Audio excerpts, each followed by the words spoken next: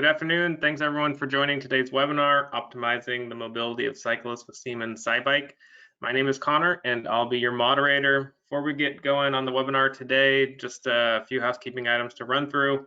All phone lines are muted. If you have any questions, please use the chat feature within your GoToWebinar toolbar. Presentation will last about 40 minutes or so, which will give us some time for questions at the end. And by attending today's webinar, you are eligible to earn TART points through IMSA. For those of you who provided your IMSA number during the registration process, Western Systems will go ahead and handle that submission for you. And lastly, the webinar will be made available for you to view anytime on demand. To do so, just go to the Resources tab on the Western Systems website. All right, with the housekeeping out of the way, I'm excited to introduce today's presenter, John Nagel, Territory Manager for Western Systems. John, the floor is yours. Great. All right. Thank you, Connor, for the introduction, and thanks for joining us, everyone, on this Thursday afternoon.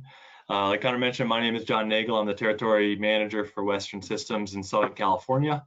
For those of you that might not know us very well, we are a distributor for a number of traffic and ITS solutions along the West Coast. I myself am based in Los Angeles, but we've got an entire team that can assist with other projects. One of the solutions that we do support, that we do distribute, are the Siemens suite of products. And that kind of brings us to SiBike. SiBike is a Siemens solution for virtual detection for cyclists. It doesn't translate to SiBike. I kind of wish it did, translating from Spanish to English, but we're going to stick with SiBike for Siemens bike. I know there were a number of questions on the pronunciation of that. So this afternoon, we're going to kind of go into some of the trends in the market that we see. Cycling is kind of a hot button right now because of COVID, because of the dynamic world we live in right now, and the status of our roads. So we're going to touch on some of those trends that we see in the market right now. We'll also talk about some of the deployments of SiBike out in the field, both internationally and out here on the West Coast. We'll dip into some of the drivers of those projects, what caused those cities to go with a virtual bike detection versus say a loop detection or a video detection, and some of the benefits that they saw from that. We'll dive into how it works, what it looks like, what it requires of the cyclist, what it requires of the agency, and how that's implemented. And of course, it's kind of apropos that we're doing this now. We just came out of May, which was National Bike Month. So, kind of appropriate that we've seen such a big demand of cycling at the same time of it being National Bike Month. So, for the cyclists out there, I hope you all enjoy the conversation.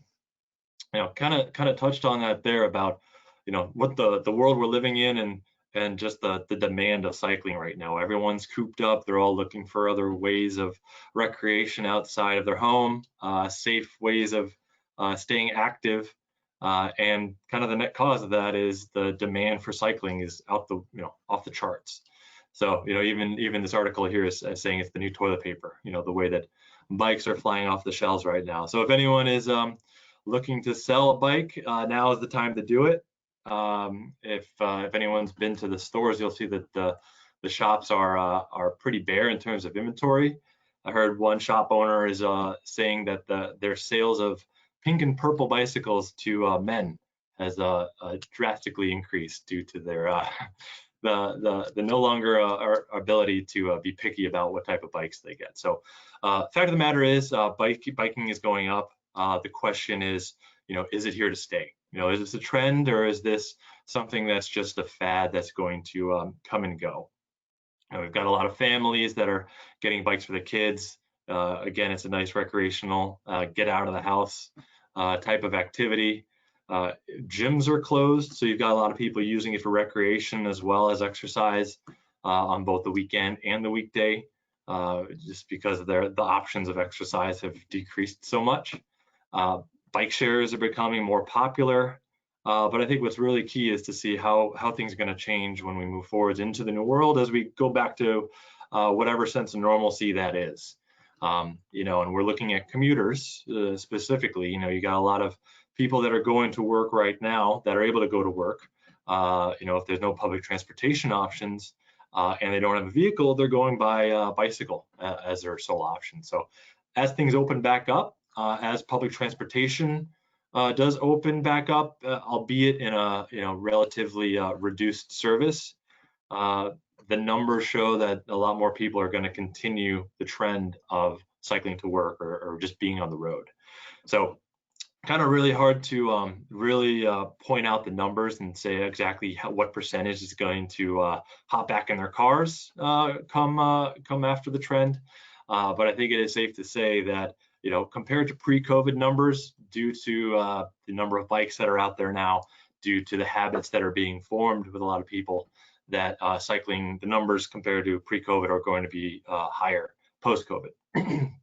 So with more bikes out there, there's a heightened responsibility and a heightened need for increased safety. Both bikes are getting out back on the roads, but also, as anyone else has noticed, vehicles are getting back on the roads. Traffic is, getting to be where it was, closer to where it was pre-COVID down here in LA, unfortunately.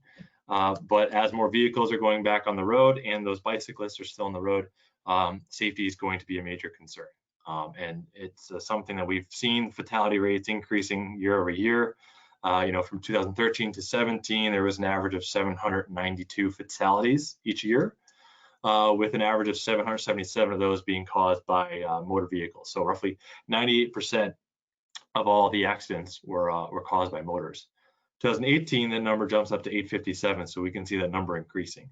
A lot of reasons for that. Obviously, the prevalence of distracted driving, people on their phones, that being a big issue.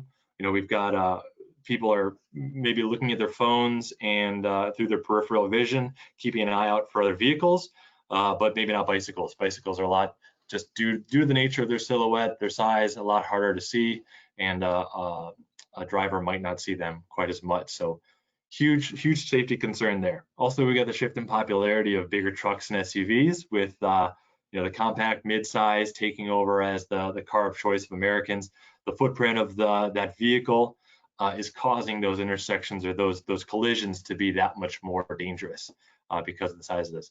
All these things are, they're out there, but we can't really control them. We can't necessarily get people to put their phones down directly. We can't really control the popularity of different types of vehicles. But from our perspective as traffic engineers, is looking at the types of detection that we can have out there. Whether it be loops out there, video detection, having a detection for cycling, but almost just as importantly is having the awareness or giving the cyclist the awareness that detection exists. That's a big fear. If you don't have the alerts, if the individual cyclist is out on the road and they don't get the alert that they have been recognized, that they've been detected, they might pull into that intersection and get struck due to their confidence that they've been detected when in fact they hadn't been. So, that's another challenge that we want to address. Of course, we can do that with installing lights near ped buttons to alert the cyclists that they've been detected. But of course, that requires construction and implementation. What we're going to go through here is SiBike solution, which is very minimal hardware, both for the user and the administrator, with some high upside in terms of the benefits that are offered to it. So that kind of jumps us into SiBike. The major tenets of this are, improving safety, improving the route efficiency, being more eco-friendly, and being smart. We're able to collect a lot of data. Both the user and the agency are able to collect a lot of data from the users out in the field and make some smart decisions based on that. So it's a dynamic, SiBike's a dynamic green, provides a dynamic green wave for cyclists. It's a video detection, a very cost-efficient way of implementing a detection solution for cyclists without having to have any major construction or any construction in that sense. It's strictly software in a virtual environment and can be deployed with really minimal actual boots on the ground. So that's a huge advantage of this. Deploying something like this also is it's a nice political commitment towards the cycling community at large. There might be vocal groups that are requesting something to be deployed, but due to logistics and costs of a citywide bike detection system, that's just not a reality right now. So SiBike, as we'll go through, addresses some of these concerns. As I mentioned a little bit earlier, it's also deployed installations in Germany and the US. Obviously Siemens being based in Germany, this is kind of their main test bed for it and their first major deployment. If anyone's ever been to Europe, you know that they're for sure a cycling culture. More so than we are in the States, unfortunately. I'd love to see the States get to the point that Europeans are with it. So, what a great place to run tests and see how this type of system will affect route efficiency and safety along the route. So, the first deployment was in Marburg, Germany, which is central Germany, and is pretty holistic approach to deployment within the city. Siemens and the city also did a number of studies to compare pre-SiBike deployment and post-SiBike deployment, and we were able to come up with some pretty interesting numbers. So this is just a snapshot. We'd be happy to have the conversation with anyone after the fact and share some more numbers, more detail on these types of results. But essentially what they gleaned from it was that the number of stops for cyclists significantly were reduced on their trips. Because of that, the average travel time for the cyclists was also shortened, which makes sense. So they were increasing safety, we're getting cyclists to the destination faster, more efficiently. But the question comes up, are we stealing from Peter to pay Paul? Are we making it more efficient for cyclists, but making it less efficient for vehicle drivers? And that really wasn't the case. The study did show that the green wave for the cyclists didn't really significantly increase travel times for private transport or public transport. So overall, it was a significant net positive that was pretty easily deployed altogether. Stateside, city of Fremont in California, up in the Bay, rolled this out as well as their proof of concept. They've got 17 intersections now, looking to expand to 54 intersections. And for them, the drivers of their projects, they're a big bike town already.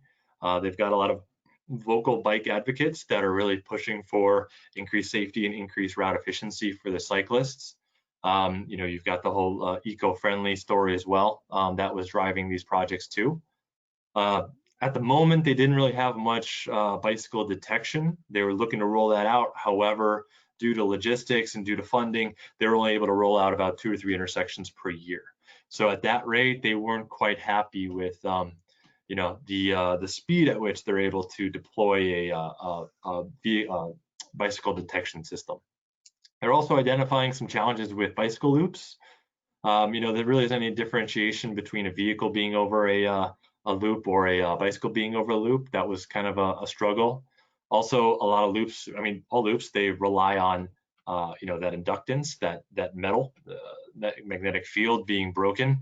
And if you look at a lot of bikes nowadays, especially the racing bikes, there's not enough metal on there to initiate that trigger. A lot of these carbon fiber racing bikes might not trigger that. And again, that biker might think that they've been detected and that they're being protected when in reality, maybe they haven't been.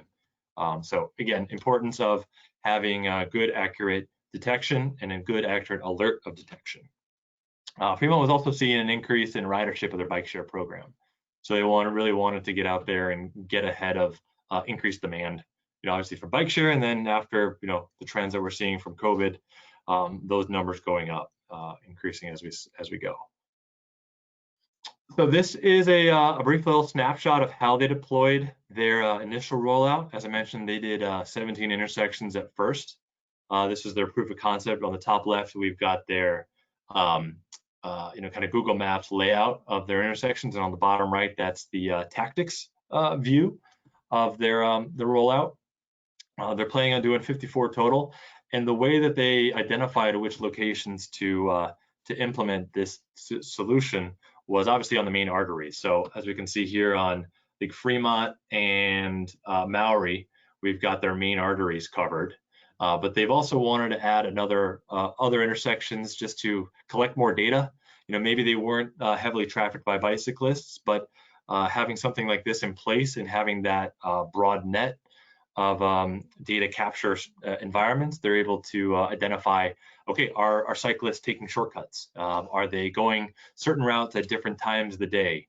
So again, they're able to make smart decisions based on the data that they can recover from this and roll out accordingly. So as they roll out across the rest of the city, they'll take the lessons learned from these first initial 17 intersections and deploy that out on a much more grand scale. Now, we've talked about obviously the deployments, but how does this work? How is this actually implemented out in the field, both between the user and the agency? So as we can see here, we've got our intersection and our cyclist.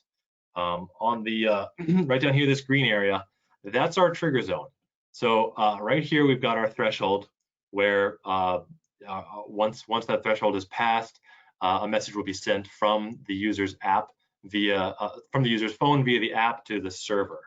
Now, what's nice about this is that there's no loops, there's no hardware, there's nothing out in the field starting this trigger. It's all relying on the geolocation of that phone matched with the polygons that are essentially drawn in Google Maps on that intersection, so that when that bike crosses that threshold, that message gets sent to the SiBike server. Once the indication goes to the server, it gets communicated to the TMC. Provided you have comms, that's another requirement of this whole solution, is low latency comms to your intersection.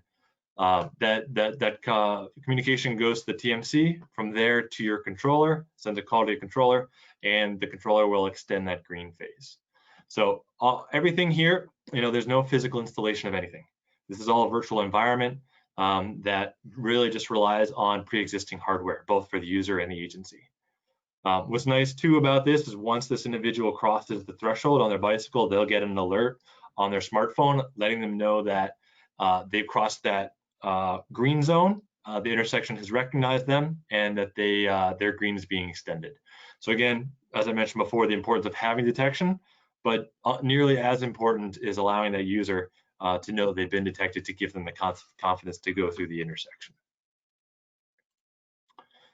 Now, what I think is really interesting about the app, and I'm speaking from experience of other types of exercise apps, etc., is that this app can run completely in the background. Provided you're not on power saving mode, provided that you're allowing your apps to run in the background, SiBike is invisible. You don't have to open it and trigger it to start your ride.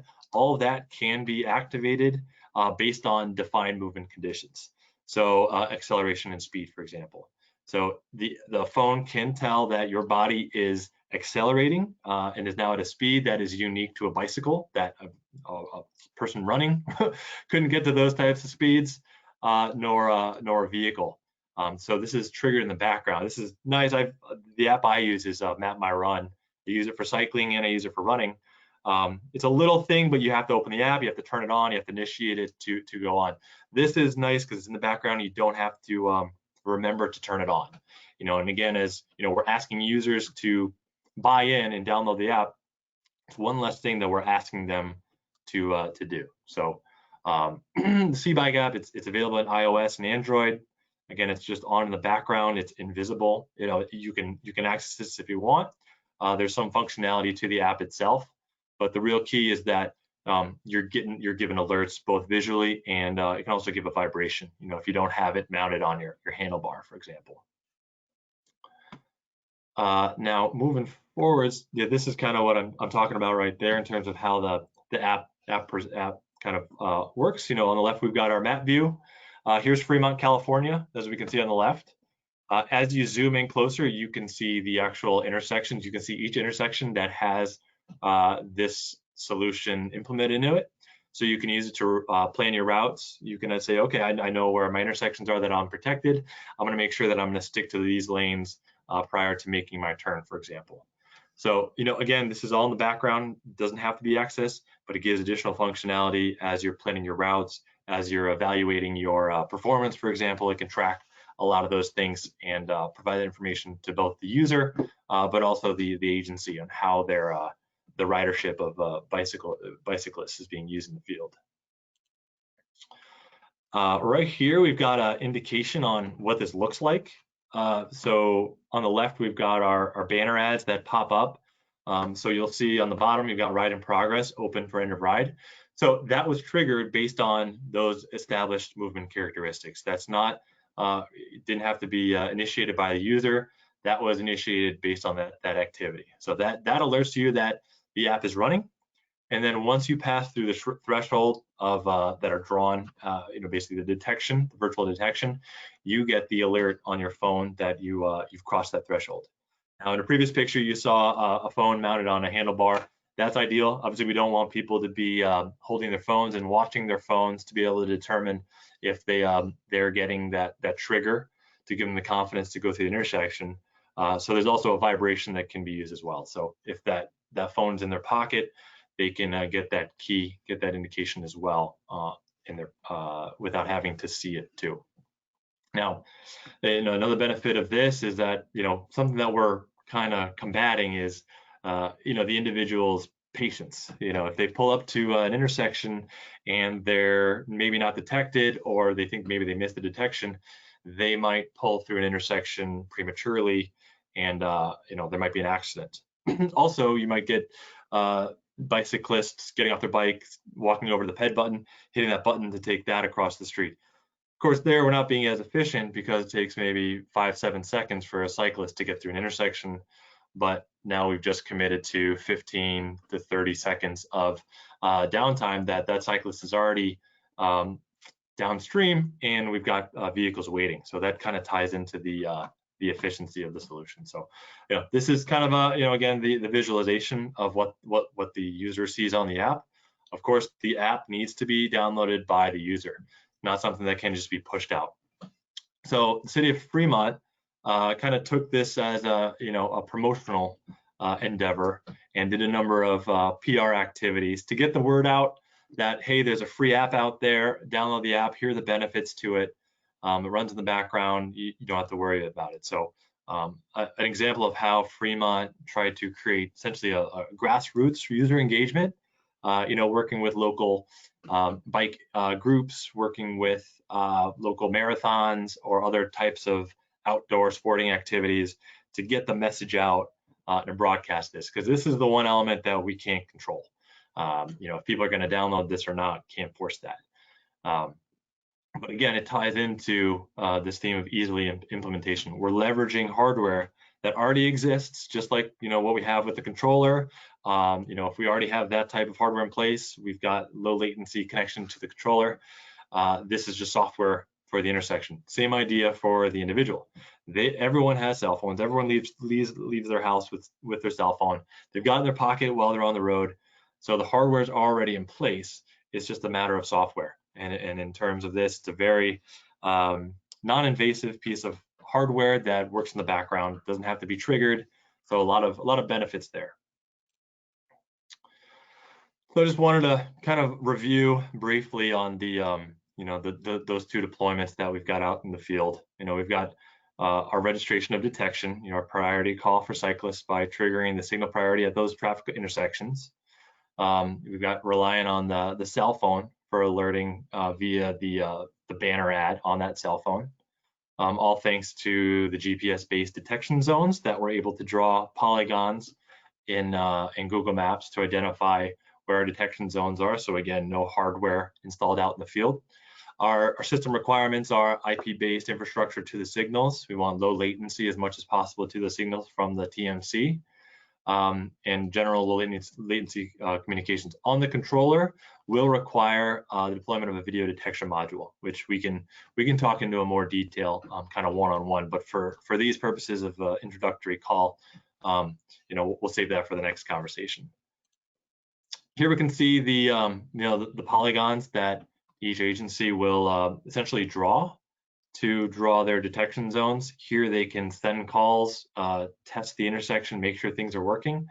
They can see if the calls are being placed, and it's a very visual element to the back end solution of the whole product.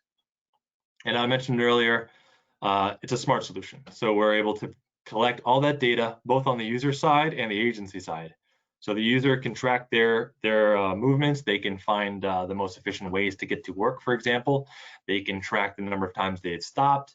They can maybe identify a faster way to work. But on the agency level, we're able to look at the average wait times at signals, the amount of biking that's being done in our cities, route cycle preference? Are there any changes that we need to do to our infrastructure in the field, whether it be painting a bike lane, et cetera? So we're able to take all that data and really kind of be smart with it.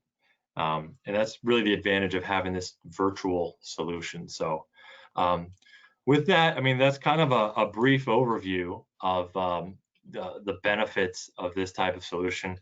I welcome any communication afterwards. We've got a broad audience, so we're not able to necessarily cater our conversation to each of you.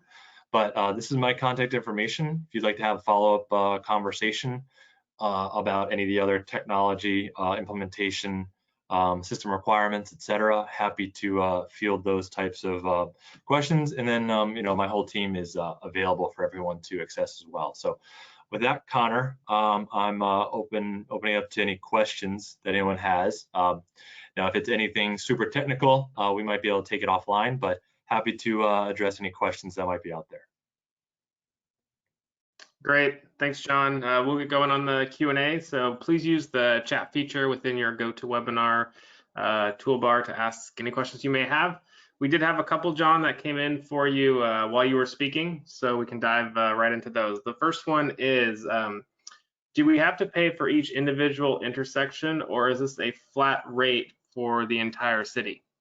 Sure. Yeah. Again, we'd like to have these individual conversations, but there's an upfront setup cost that is a flat rate. That's not indicative of the number of intersections that you're connecting to the system.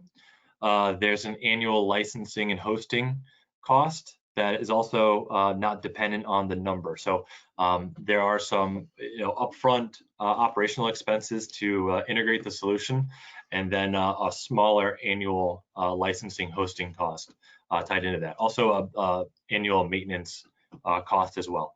Per intersection, there is an integration fee.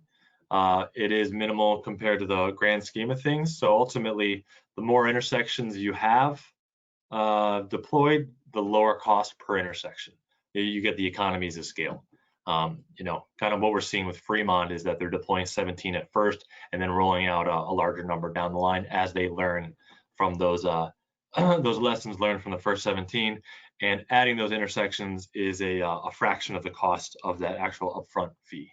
So relative to having a video detection system or a massive construction or logistic costs of putting up physical detections, the cost of this solution is significantly lower and much faster to deploy than some of the traditional detection. Great. Another one for you. What type of roadside maintenance does this require? Well, that's the nice thing about it. It's software. So once it's up and running, the updates, I mean, there'll be a annual licensing and hosting and an annual maintenance fee. That all covers your updates. So Siemens will provide all that on their end. There really isn't anything out in the field that needs to be addressed when it comes to maintenance. So again, we're going towards a virtual environment instead of a physical environment. It's kind of strange, but that's the way a lot of things are heading. A lot of people already have these pieces of hardware in their pocket. Software is a lot easier to update and keep maintained. Great. Next one for you here. How does the system determine the direction of travel? Say the bike turns right at the intersection instead of traveling straight through. Mm-hmm. So that kind of ties into how we map out the detection. So we're able to, and this it ties into the accuracy of the GPS signal. So if we're able to draw out those polygons on, say, the left hand, the center through, left-hand turn or right-hand turn, if we're able to get that granular with the GPS location, then we're able to make those types of calls. That's actually in the works right now to get that type of granular. For example, we're able to identify a left turn pocket, for example, if it's far enough in advance and we have that much room for it. But that is in the works to have that kind of spelled out a little bit more specifically, but it is possible. Next one for you here, John. How has the public outreach been working for the local residents to learn about the app and download it? Is there any numbers on quantity of app users since the installation was completed in Fremont? Mm-hmm. That's a good question. I mean, that's really the the key to all this, right? Again, the nice thing is that you're able to see how many people are downloading the app. So I don't have those numbers. We can get those numbers to you. Fremont is, they're very avant-garde and very forward-thinking on this type of application. But they did see an uptick on some of these outreaches that they did make in the field. But Connor, if we can get that contact information, we can follow up and try to get that data. But again, yeah, the nice thing is, you can see the number of downloads and the usage rate, again, because we're in a virtual environment. Great, yep, and we can certainly follow up there. So that looks like all the questions that we got. Thank you, John, and thanks everyone for attending today's webinar. We look forward to seeing you on another one in the near future, and have a great rest of your day. Great, thank you.